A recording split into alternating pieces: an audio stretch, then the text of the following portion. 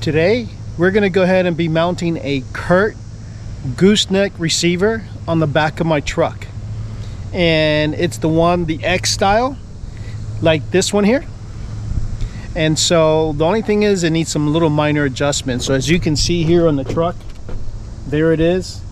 I already had these railings on the truck already, and I went ahead and measured, and it's supposed to fit, but it just needs a little tiny bit of trimming right here, literally about a 1/16 of an inch, but I might take out about 1/8 on both sides so it can fit down flat. And then ultimately I want to see, instead of those cotter key pins, to find something that can be locked if I want to keep this for an extended amount of time. But this thing will hold, it's a 25-pound gross trailer weight with a 6,250 pounds of vertical weight, and it's got some nice height. We're looking about roughly 7 inches, so then it can clear my sidewalls. And then you can actually hook up your chains here, spring load it for those states that require to have safety chains hooked up. So let me go about it. I'll show you how I do it. It should be pretty easy. It's just a matter of grinding that. I'm going to be using a rotor zip for that particular job. So let's check it out.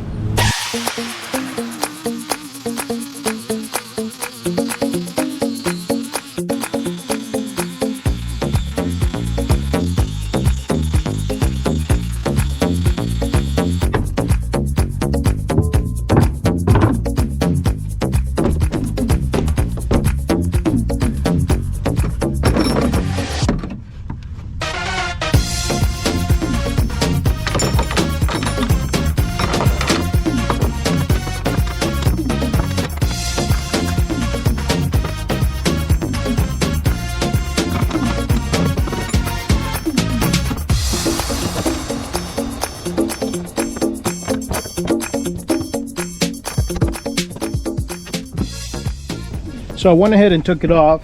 Now that I know that it fits, I'm putting this here, Rust-Oleum. It's a paint primer, black, just to kind of protect what I've grind.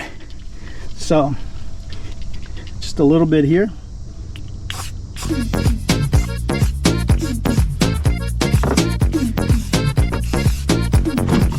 Might as well while I'm at it.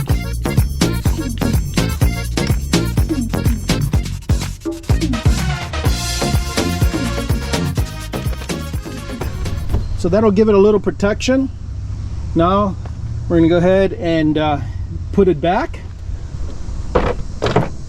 We'll grab it here.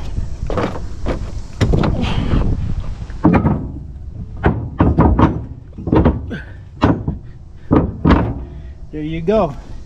Nice and snug.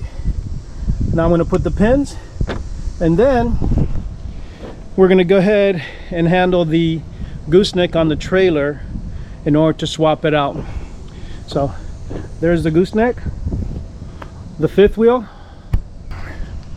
So this is what we're going to go ahead and replace. This guy here, Rotoflex.